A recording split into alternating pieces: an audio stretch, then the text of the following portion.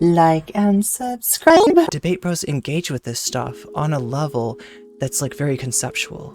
It's not real. It's not connected. That definitely doesn't take into consideration, yeah, like you're saying, TNT, the lived experiences of marginalized people. And that is why a lot of marginalized people feel used and abused by debate bros, right? And you could take this back to the Dylan thing. It's the exact same concept, right? Dylan's, adds transphobia as or trans rights as an issue, right? And needs to bring the transphobe on to argue that, right? And in doing so, he gives the transphobe a chance to spread tropes to an audience that doesn't know any better. And, I kind of wanted him not to, right? So that was what the whole Dylan drama was about, right? So this is, it's kind of something that's been on my mind for a long time.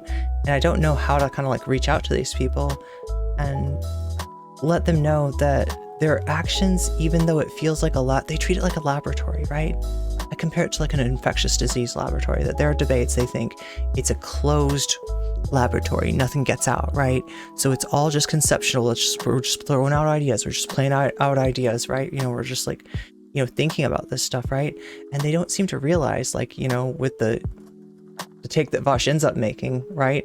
Vaush is making this take as a hypothetical, right? The one about the bankers, right? The really bad take, right? It's supposed to be a hypothetical. So he's like, it's a hypothetical, it can't hurt anyone. And it's like, here's the deal. You're not in an infectious disease laboratory. You're not wearing a hazmat suit. There's nothing to protect anything. Like, right? You put that take out there as a large content creator, and the rule of like, the rule of like large numbers of statistics, basically, what is it? The rule of large numbers or something like that, right?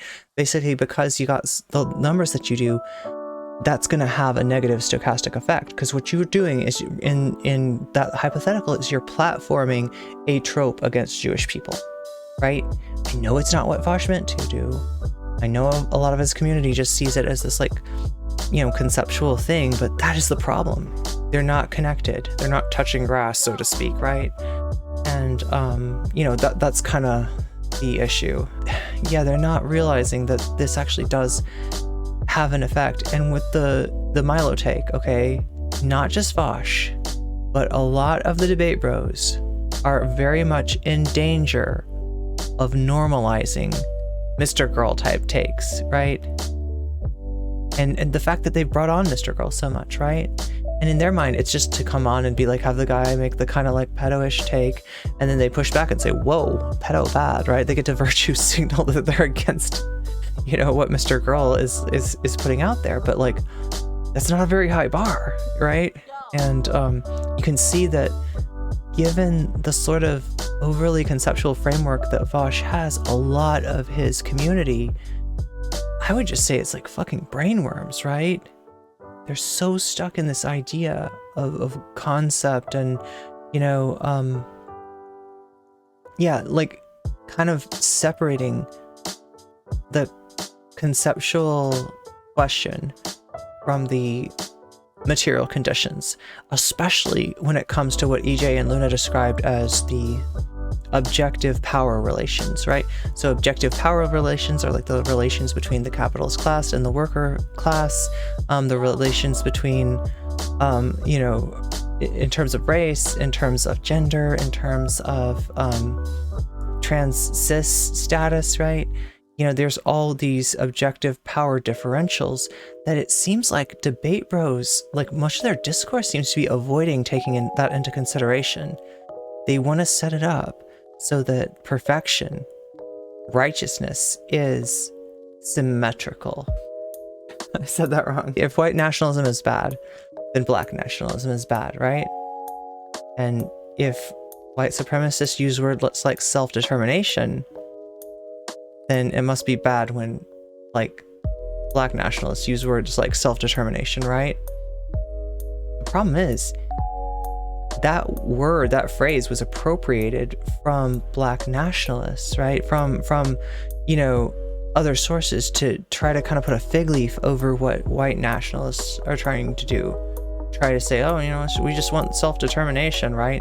There's a big difference between a nation, by which, you know, a nation is more like a group of people, right? We're not talking about states, we're talking about nations here. So a nation, right, you know, wants self-determination, wants to be able to control its own fate, right? Which, you know, makes sense. And if you're in a country that doesn't let you do that, then, you know, you got problems, right?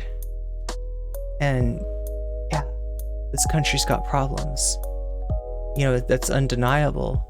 Like, I think that, you know, George Floyd is kind of like should have been like the last straw in terms of people understanding how those objective power relations are impacting Black people, right?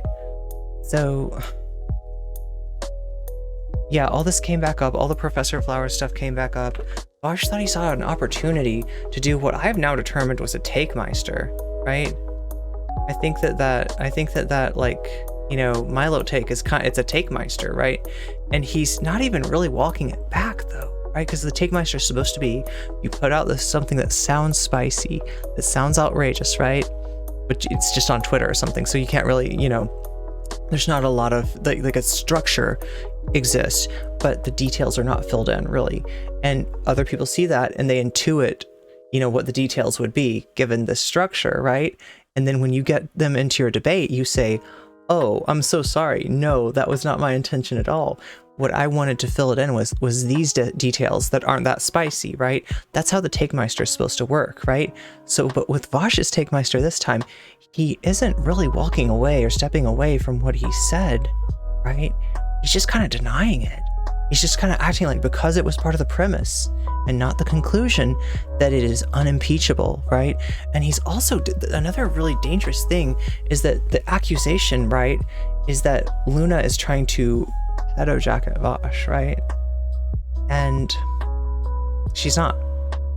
But when you say that to anybody who questions your questionable take, you're kind of disallowing them to take exception.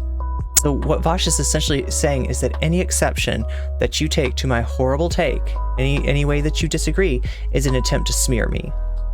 And that doesn't allow anyone to disagree with the take, right? So ironically enough, these debate bros are trying to curtail free speech, as they would say, right? Like if somebody was, you know, preventing them from saying something with this kind of like coercive, you know, threat. If Vaush and company have to take this shitty take to the mat, they're gonna lose, and they're gonna lose big, and they're gonna lose respect of the rest of the political sphere. And you know what? My take is, it's about time. I don't think we should let them go. I don't like this shit being normalized. I don't like them being Mr. Girl on. I don't like them, you know, pushing the envelope on this particular issue. I think it's really dangerous. And if we're serious